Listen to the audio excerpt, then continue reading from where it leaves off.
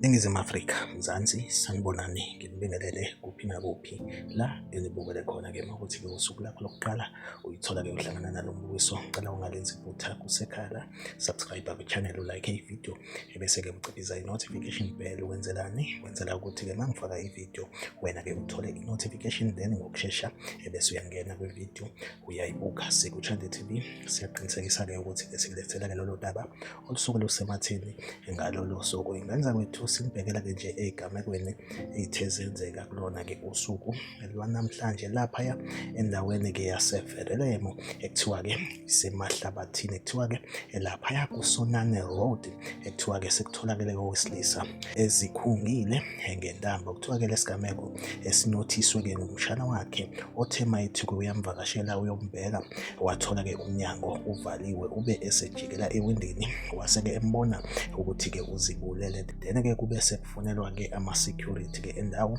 adume kakhulu-ke kuleya ndawo yaseVerulam ekuthiwa-ke u-Reaction Unit South Africa phecelezi uRUSA.